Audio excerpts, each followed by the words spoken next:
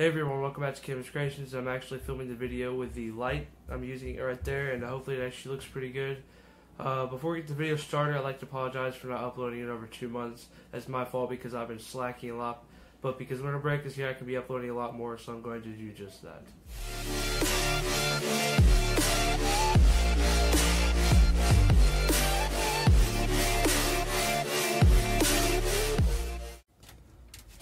Alright, so you can do this with pretty much any type of thing that has a screen. In fact, the TV that I'm using up there, which I showed in one of my other videos to make all this soft ambient light, I did the exact same thing. I'm going to show you guys how to do this, but this is of course way smaller. The TV up there is 32 inches.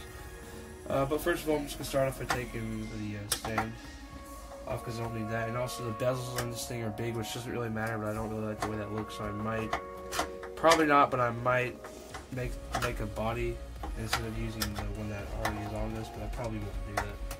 This is going to be a lot more work, and there's not really a point to.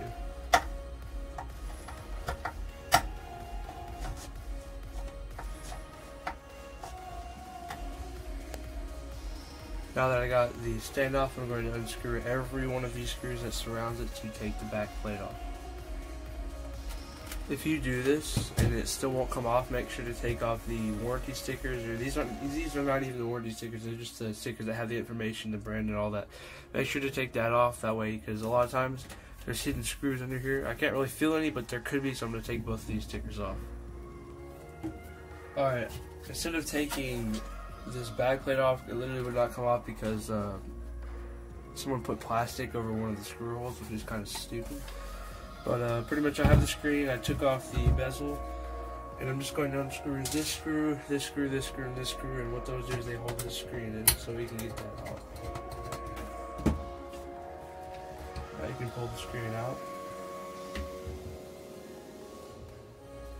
And right under here, I was expecting it to be a riveting cable, but because this thing's so old, it doesn't actually have one. Right under here, there are these wires, and you're going to want to unplug them from the screen or the circuit board. Mine probably need to be unplugged from the circuit board because it doesn't really look like they're supposed to be unplugged from the screen. So I'm going to take the circuit board out now, or the motherboard or whatever. I'm just going to lay this gently down here, and I'm going to take the motherboard out. As you can see here, this is what the screen goes to. So we can just pull on this and unplug this from the board. Just like that. Now the screen is disconnected, and this is, well, still connected from here, which I'll have to get that off from this board. So now I'm going to unscrew this, gently pull this out of the power supply. Alright, now that we have the screen completely out, you can just move all that stuff out of the way for now. So now what I'm going to do is I'm going to take these brackets off because we need this metal thing around the display off. So we got to take these little brackets off here with a mini screwdriver. I don't know if you can see this, but on here, there are these little things right here that stop the metal from sliding off. So if you grab like pliers or something and pull on each one of these, not the piece of plastic under that, but the metal, and pull that out, it should just slide right off. So that's what I'm going to do. As you can see, I pulled on the little piece of metal surrounding that, and it's already sliding off, so I'm just going to do that on all sides. Alright, so it's pretty bent, but I managed to get this off. Now I can actually take the cracked glass. Be careful with this, but we can actually take this off now. Okay, now here's this layer that we do not need.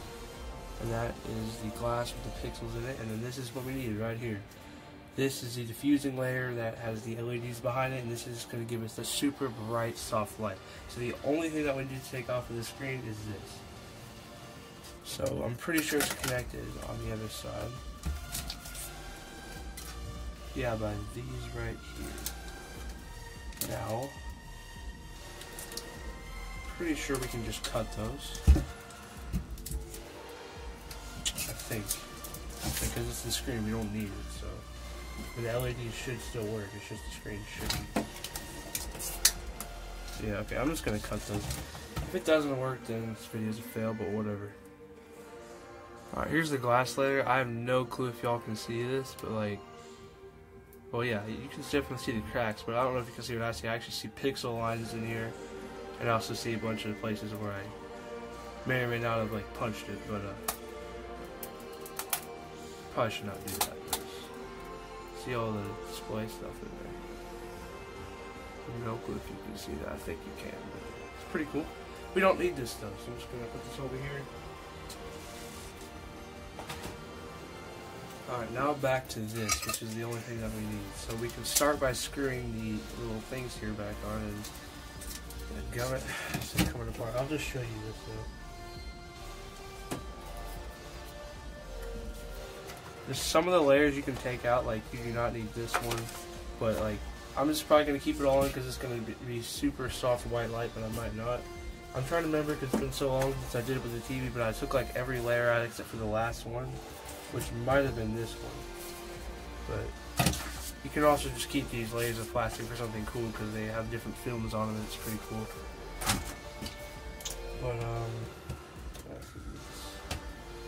yeah, this is one of the plastic layers. This is like actual like hard kind of acrylic plastic. I'm probably not gonna do that, like take that out because I feel like I'm about to break it. But or I can just do that. Yeah, there's the white layer right there.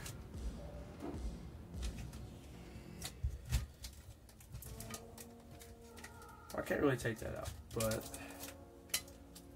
I'm probably actually just going to leave it like this. I don't really need all this stuff because all that's going to do is make it less bright. So we'll keep all that, but I'm just going to try to screw these back on. I might not be able to though. Yeah, I can't because I don't have that. Who cares? I don't really need that. Now I'm going to attempt to put all this stuff back together. Alright, so I was just testing to make sure everything works. Originally I actually plugged it up backwards, but I got the power supply plugged into the main board. All that stuff works, so of course I'm going to put this thing back together. But yep, there we go. That's exactly what you want to see. Of course there's fingerprints all over this, so I'm going to have to clean all that stuff off. But I don't know if you can tell, but this thing is really bright. You really can't see it on camera, but I'll test it out later, but it's pretty daggone bright. So yep, there we go. Alright, so everything is put back together and I just put this back on. This isn't really in right at all, but it's going to fall out. Pretty much what I've done here is I got a pole with like those 3 lights on it and I took them all off except for the last little thing that holds them on. And I'm straight up just going to tape it on there because I really don't care how it looks. This is going to be my pole. You could use a tripod, but I'm using it for that, so yep, I'm just going to mount it on this. Alright, so this is what I have. It looks like bullcrap, but whatever. With tape there. Tape that goes from here all the way down and pretty much wraps around here. And I can also just move it whichever direction I want, so that's also useful. But it looks terrible, but hey, it's going to work, so.